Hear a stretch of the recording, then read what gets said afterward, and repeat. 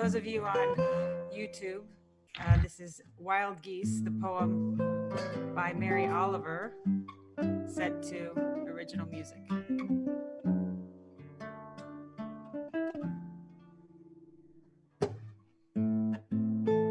You don't have to be good, you don't have to walk on your knees for 100 miles through the desert, repenting. You only have to let the soft animal of your body love what it loves. Tell me about your despair, I will tell you mine.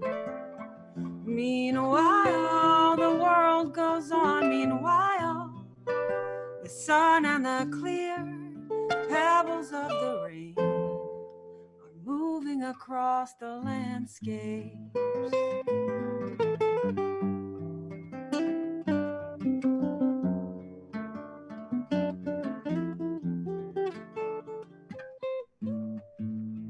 Over the prairies and the deep trees, the mountains and the rivers. Meanwhile, the wild geese, high in the clean blue air, are heading home again. Whoever you are, however lonely, the world offers itself to your imagination, calls to you like the wild geese, harsh and exciting, over and over, announcing your place in the family of things.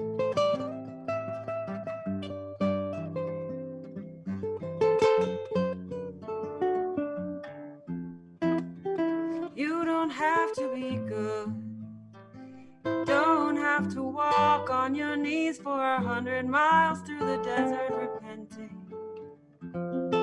You only have to let the soft animal of your body love what it loves.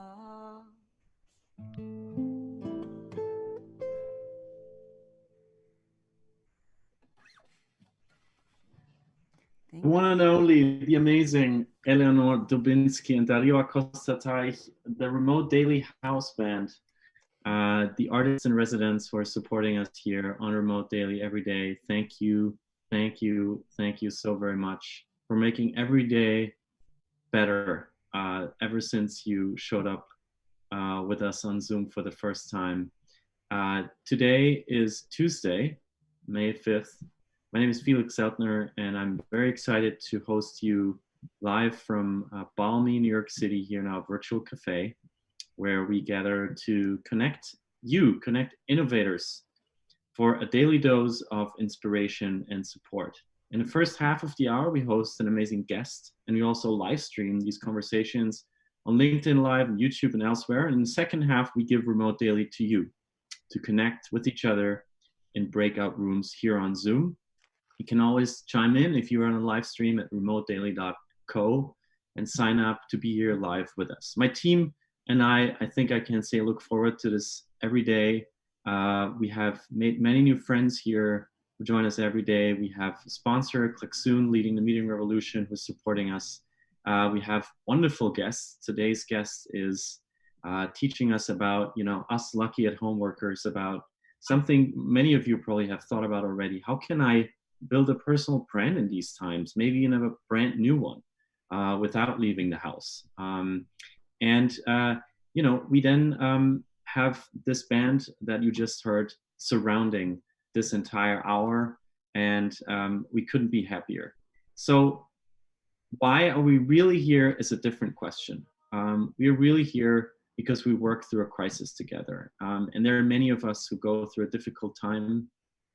Some of us go through a very difficult time, and we support you. Through Remote Daily, people have helped each other finding medical support, finding food distribution, improving working at home, dealing with self-isolation, helping teams, helping entire organizations. And also, people have helped each other being very vulnerable, just like yesterday, which was a very emotional session where my dear co-host, Brit Pham, showed us all what it means to be vulnerable in a video chat. And I really appreciated that. And I think many of you did too. I couldn't be doing here what I'm doing without, my partner keeping the kids at bay, and without our amazing team here at Remote Daily. Jolie is running the live stream in the background. Thank you, Jolie. Britt is also in the background today. And live here with us is right before her big move to London, Grace Cook. Hi, Grace. How's it going? It's good to see you. I'm well, thanks. If a little crazy. But yeah, doing well, thank you. It's a mad time to be getting on a plane and going across the Atlantic and shipping your whole life, but I'm doing it, so. And despite finding a shipping container and a plane ride was tricky, the trickiest thing you said is getting your cat Nico on the trip with you. Yeah, it's surprisingly difficult. I would advise anyone who has a pet here, who's planning a future trip with them, or who wants to ship them to a different place, please take a lot of time doing it, because there are many hoops to jump through. It's crazy. He's actually flying today. He's currently lying on the bed, absolutely ignorant to what's about to happen. But he's flying in a few hours. So I'm keeping everything crossed that I've got all the paperwork I need. But yeah, it's harder and more expensive to for a cat to fly than it is a human. Safe travels to Nico, and safe travels to the rest of the family. Thank you for being here with us, and to self-center and to synchronize with each other. I will pass off the mic to you for our grounding breath. Absolutely. So I think I need this more than most. What I like to do is just put my phone away when I'm on Remote Daily and try and focus on what's in front of me as much as possible. So if you can put both feet on the ground and just feel the chair under you, back of the chair, just feel yourself in the room, being centered. And so I'm going to guide us through 3 very deep breaths, and hopefully we'll feel a bit more relaxed afterwards. So in for 1, 2, 3, hold, 2, 3, out, 2, 3, in, hold, 2, 3, out. And one more, the biggest yet. Hold, 2, 3, and out. 2, 3. Just back your eyes open and roll your shoulders a couple of times. And yeah, now we're ready. Back to you, Felix.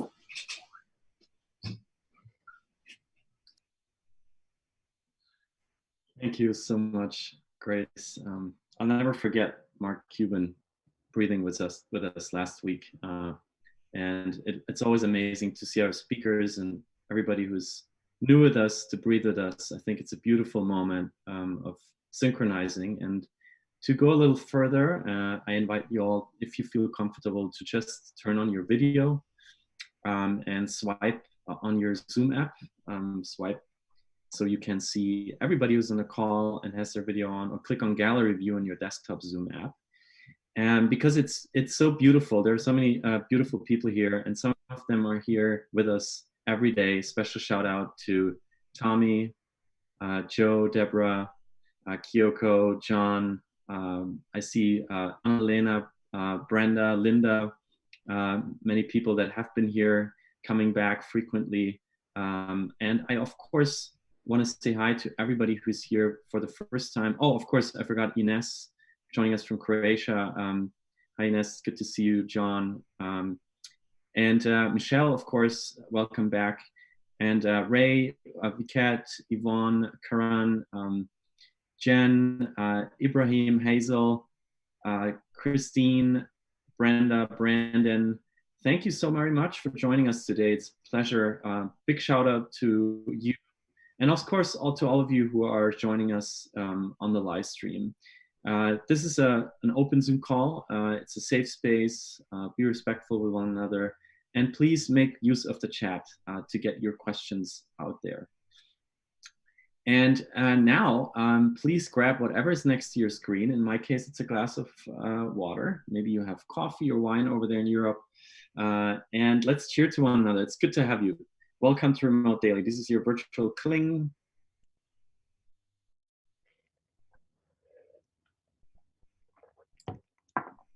And now it's a huge pleasure to pass to our amazing house band for the exclusive Remote Daily jingle. And then Grace Cook is going to lead us through the conversation with our amazing guest of today, which I'm super excited about. Here's your jingle.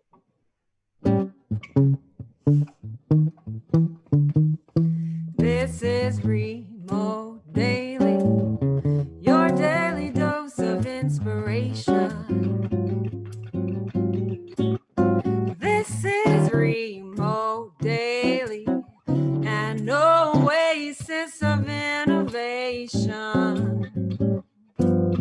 for your mind, soul, and heart. Connect, act, and recharge with Remote Daily. This is Remote Daily.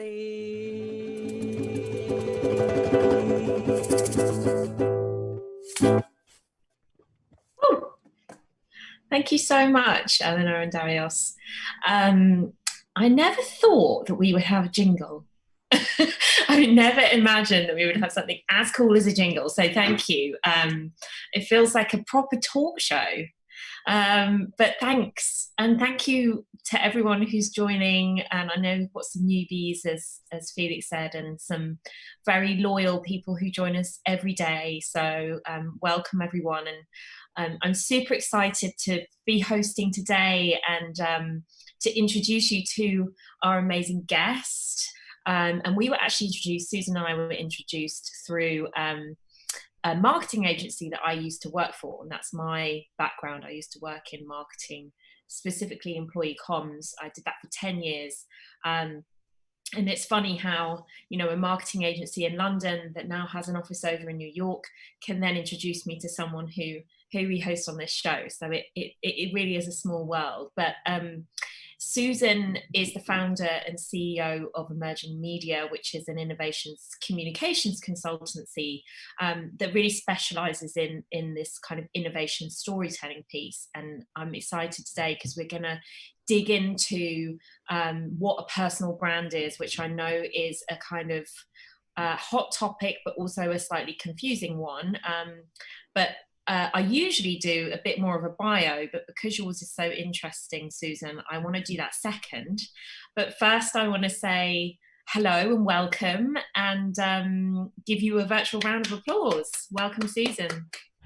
Thank you so much for having me, Grace and Felix. I'm so excited to be here. It's crazy. And so how are you and how are your loved ones? So I am good. I'm giving a shout out to my 92-year-old mom, who's just really pissed that the gym is closed because she is there 5 days a week. She is more fit than I will ever be. And so she's my inspiration. This time has been a bit of a challenge though for some of my friends. I have 5 friends who have lost a parent in this time. And so I just always want to keep the seniors in my mind. I want to keep our elders, our wise ones in my mind, because I don't want to lose all of the wisdom that they have to share with us. And so I'm really thinking about them through this time. Yeah, that's hard. Oh, I can't believe your mum goes to the gym 5 times a week. That's incredible. It's Now goals she's for doing, when. yeah, now she's doing a 2-mile lap around the neighborhood every day. So I'm sure you'll see her with a mask and gloves waving to everyone as she goes. And so where are you? Are you in New York? I am in New York. Yeah, that's where I am. I love it here. This is my hometown, born in the Bronx. Right. So it must feel different at the moment to anything you can remember. Yeah, absolutely. You know, my last job before getting into public relations and marketing and branding with innovation companies was as an epidemiologist working through the New York City Department of Health on a grant from the Centers for Disease Control doing AIDS research. Mm. And so I spent my first 10 years out of university working in HIV and in emergency medicine. And so this time now feels very akin to being knee deep in the epidemiology and knee deep in all of that, which was the sciences and in medicine. And it kind of feels almost like a full circle moment to come back to this time again. It is weird for our city, but there have always been people impacted by disease in our city too. And when we're healthy, we tend to forget that. Sure. Yeah, and you touched on your experience as well, and I do want to just mention that because when we spoke, that was the first thing that really stuck with me, is that you've had this trajectory from, as you mentioned, an epidemiologist, and I know you did some work with sex workers in Thailand. Then you worked in PR, and now you have a company that focuses on innovation storytelling. So I think that's probably the most varied career trajectory that I've known. Can you just talk a bit about that and how that all happened? Yeah, well, I will say there is power in the pivot. And, you know, as we talk about personal branding today, the opportunity to shift and reinvent oneself, especially when you have these cataclysmic events happening in the world, it's the perfect opportunity to stop and, as you and Felix lead us, in a breath, and then think about where we really want to be and where we want to go next. So I got my start out of university just with the desire to work with women, and I started to work at Sloan Kettering in the breast cancer unit on a track to become a hospital administrator. Well, form filing and budgets, I decided, were not for me, and I left and went to work in rural Thailand, where I worked in brothels for 3 years doing AIDS education with prostitutes and their customers and the mamasans who owned those brothels. So my nickname was Condom Girl. I would go jogging every morning and hand out condoms in the market and on my path as I was running. I still think the strangest part of that story is that I ever went jogging, because it has fallen off the repertoire. But needless to say, that was my life. And so helping young women who didn't want to be prostitutes anymore to start a new life as an entrepreneur. And the shift in that, the aha moment I had in that was that the way that you tell a story about something that seems so commonplace, right? I mean, the condom, when you think about it, 10,000 years old, right? We have original archaeological evidence of the condom from the caves of France from 10,000 years ago. And yet the only way to change how people felt about protecting themselves against HIV at the time was to tell a new story that didn't sound like get AIDS and die, but rather that a condom could be a portal to a new life, a new destiny. And for these young women who were prostitutes, it was about helping them think about starting a business of their own.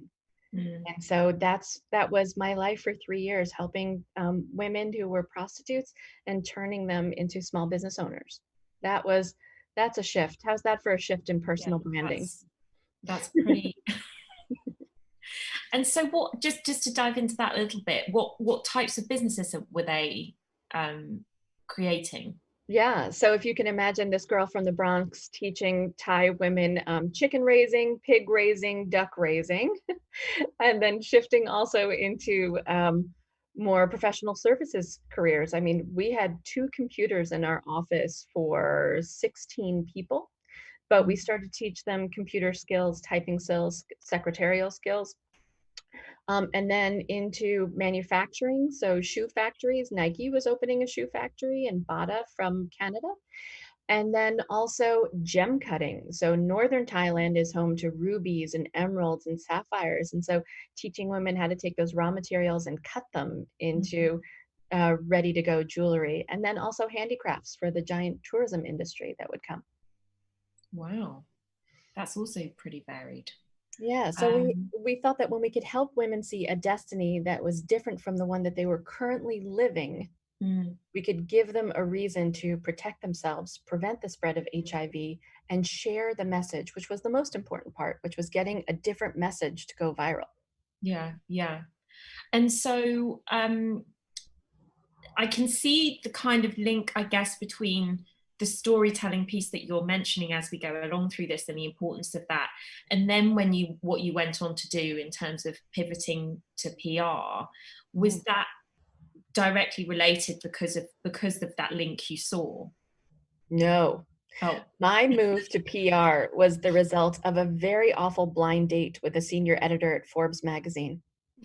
So about 15 minutes into the date, this lovely gentleman said, "Yeah, there's no chemistry here." And I thought, wow, I don't think he's showered for this date. And yet he said, "But you and I are going to be friends for the rest of our lives." And I thought, we'll see about that.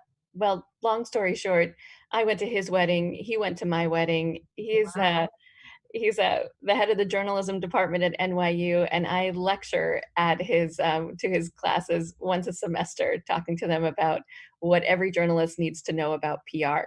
But he was the one who introduced me to these horrible PR people who would interrupt his Pulitzer Prize-winning writing in order to pitch stories about all the new technology that was arising in Internet 1.0. And I thought, I don't want to go back to school for a software engineering degree, but if I could convince someone to put on a condom at midnight in a Thai brothel, I think I could convince a journalist to write a cool story about a hot new tech startup. Yeah. And with that, I said, "Hey, could you introduce me to a couple of PR agencies that you don't despise?" And he said, "Well, I suppose so." And with that, I started a career in PR. And to be honest, I didn't even know what a press release was at the time. I was so new to the industry. But I thought persuasive speech is what's needed. And that I know how to do. Absolutely. Oh, I mean, that's the beauty of journalism, and that kind of angle is a good journalist can write a good press release. If you don't have that background, it's really tough. Well, I mean, I just think that's such an amazing story, and you know, and I think we can all kind of see how adept you are at that storytelling piece. So I want to just talk a little bit about personal branding, a personal brand. I mean, for me, it's always been quite a confusing thing, a slightly scary thing, because I see, you know, the rise of the influencers on Instagram, and that's kind of what I think of when somebody says a personal brand to me. And I think that now we are in this situation where a lot of people are losing their jobs, they're out of work. And not only have they got to think, right, I've got to find a new job, they also have to compete with 10 times the number of people that they potentially would have had to compete with before the pandemic. And these kind of buzz phrase of personal branding, I think, can be a bit confusing and a bit intimidating, because it makes it sound like you've got to know your strengths in work, but you've also got to have something outside of that that sets you apart, that means that you have this kind of higher self, this personal brand that only either somebody else can see that you can't. So I think it's sort of, for me, it's quite confusing. So I'd love to kind of hear your sort of explanation of what a personal brand is, and then maybe we can start digging into how somebody can find that who might be out of work or or who might be in work, but they want to change jobs, or, you know, we can get onto that. But first of all, I'd love to hear your kind of thoughts on what it actually is. Yeah. Well, I'll take it back maybe to a set of questions that help us reveal what that is for each and every one of us.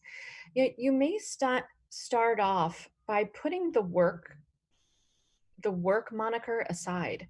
And so many of us will be forced to do that. I spend my time as a professional speaker, getting up at large conferences and hosting workshops, and my entire calendar was eviscerated, right? Within days, it was just phone call after phone call going, sorry, not this year, maybe next year, maybe virtual, maybe not, we're just not sure. So like that was all just vacuumed out of my life. So to ask myself, am I still a insert job title here, is an erroneous measure of who I am, right? It's an erroneous measure of the person that I am, whether I have a job or I do not, whether I am doing the thing or I am not. So we start with the question, and maybe it is, what do I stand for? What do I stand for? And that question comes down to those bigger questions around, what do I believe? What do I believe is really important. And I love that we take a breath in Remote Daily, because we have to stop and ask ourselves that question. So it's the who I am, what do I believe? And it doesn't have to be the grandiose, come to Jesus kind of conversation with oneself, but I believe that work should be fun. I believe that I want to go to work with integrity. I believe that I want to go to work in an area that allows me to see instantly the fulfillment of my work. I believe that the future is brighter tomorrow than it is today. Like, what are some things that we can just get some basics down with what I believe? And so if we can create a personal inventory, even just to get started, about those things that I believe, even just coming up with a couple of statements for yourself. So, for example, if I can shift for a minute to the work side of the conversation, the things I believe about innovation, let's say, whether I'm standing in front of an audience or I'm not, for me, the biggest crime is to see innovation that never makes it out of the lab, out of R&D, out of the mind of a great scientist, or out of the four walls of a company. It's heartbreaking to me to think that great innovation might die on the vine somewhere. And so my personal belief, my personal mission is to find a way to allow innovation to thrive. And the skill that I happen to have is storytelling. So I'm not an engineer. I am not going to be the maker. I am not going to be the process-oriented person, but I am going to be the storyteller. So that skill has existed in me since I was a little kid. And so that next question after what I believe comes, what do I love? And what am I good at? What are my skills? And so there are some tools to really help us do that. I'm curious, just for a show of hands, and maybe you can just put it in the chat, if you've heard of something called Strengths Finder. And you can just put a Y in the chat if you've heard of it before. I'm just kind of curious to see your response. How many of you have? Yeah, so a lot of you have tried Strengths Finder, and now's a good time to revisit some of those ideas around your strengths. If you haven't pulled them out, do that Control F search on your email to find when you got that Strengths Finder sent back to you. But take a look at your strengths and go, wow, keep them on a little Post-it and say, these are the things that I'm intuitively, inherently good at, regardless of where I work. So part of what do I stand for, what do I believe, and what am I good at, regardless of what company name is on my business card or not. And I find, in maybe 12 to 14 year increments, those strengths shift. You learn new things. You love new things. You get tired of doing old things. So it's a good time to revisit that. And the next thing is, one other tool that you might consider using is something called Story 2. And Story 2 is a little less known, but it's used widely in educational organizations to help you figure out how to tell your professional story, how to take all of those awesome skill sets and all of those experiences and actually craft a story. So Story 2 allows you to figure out how to tell an interview story, an on the job story, let me reevaluate myself story. And you can also, even on this software, you can practice telling your story. You can verbally record it and play it back to yourself. So you can see if your story resonates with you. And then one more thing I want to mention about that is, people hire personal branding and marketing firms all the time for one reason. It's really hard to read the label from inside the jar. And by that, I mean, it's hard for us to know who we are in the context of the rest of the world, what an employer wants, what a romantic partner wants, how other people in professional organizations see us. It's hard for us to know how the world sees us. And it's because we really can't read the label from inside the way people perceive us. So using other tools to act as a mirror back to us is so important. So I would say don't be afraid to invest in a couple of those tools while we have this time to go, who am I? What am I really great at? And don't forget that, because those are the things that employers really want to tap into, not that you have to push yourself into a new box. No, I think that's really useful, and having those practical tips as well is something that we try and give to everyone that comes on Remote Daily. And so I just wanted to ask as well, now that somebody may have those tools and they can potentially see how somebody might see them or it reflected back on them, if they are out of work and they potentially want to or need to pivot, something that Mark Cuban mentioned when we spoke with him was about being creative and thinking outside of the box of your profession so far. And obviously you have done that quite a bit. So what's your advice to somebody who is in that situation?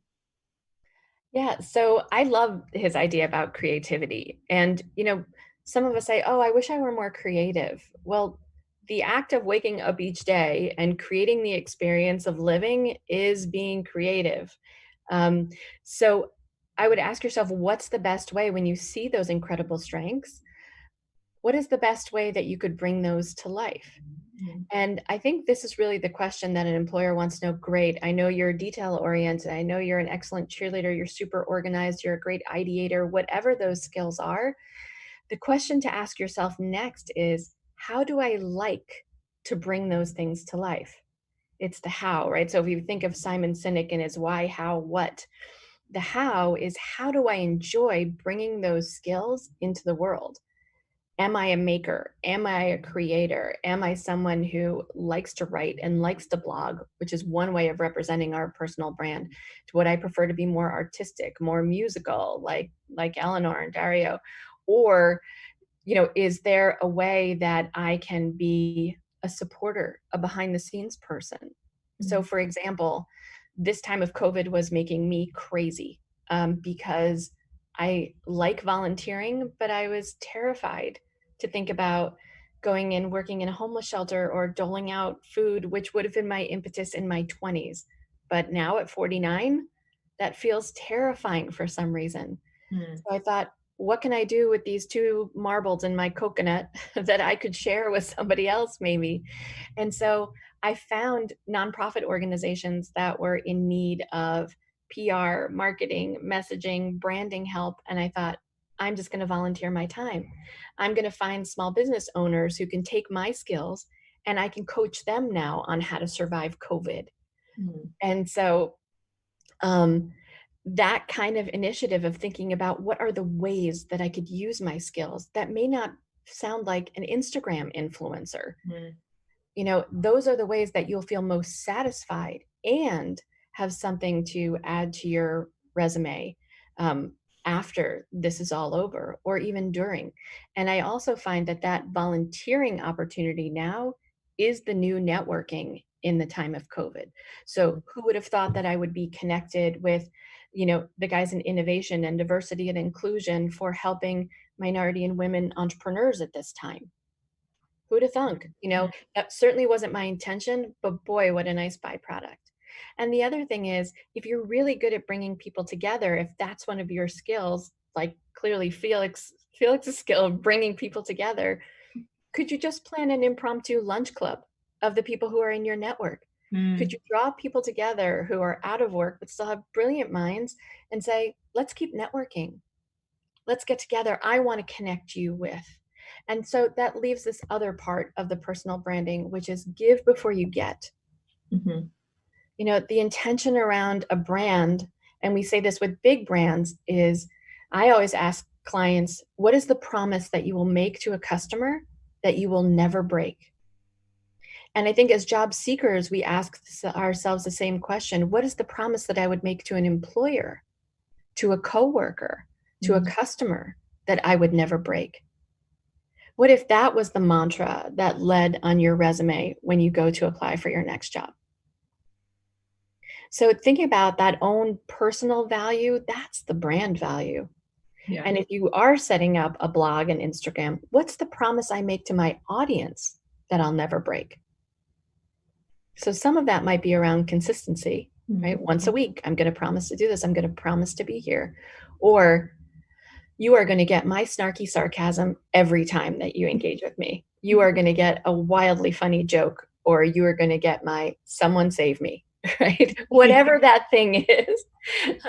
But be consistent around that, because that promise is what people look for. And some would say that links to that authenticity. Yeah. Thank you. And so I want to say thank you very much for coming on and giving us all these amazing nuggets of information. And I hope that you can stay around and be part of the breakout sessions. I wouldn't miss it for the world. Great. Well, you've been on Remote Daily before, you know the score. But yeah, I thought that was really helpful. And I think giving people sort of actionable tips to be able to go away. And I would say that even if, it sounds to me that even if you're in a job or you have continued in the same professional area for 20 years, this could be a really great time to do some of those exercises anyway, regardless of whether you're looking for work. Just some time to really kind of reflect. So thank you very much for being here. And yeah, and it's great that you are going to stay around. So Felix mentioned before we were coming on to interview Susan that now is the time that we give over to you, and we put you in breakout sessions of around 4 or 5 people to chat for 10 or so minutes. And Brit's just shared some of the thought starters for the breakout rooms. And so yeah, before we go into those, I want to give a big virtual round of applause to Susan and say thank you again for being here. And Grace, yeah. I learned a new one. I learned a new one from my virtual speaking friends of how you acknowledge other people, and it's virtual glitter. You drop it on people. Oh, I love that. Virtual glitter. Oh, I need some of that today. Thank you. So yeah, we'll see you all back here in around 10 minutes.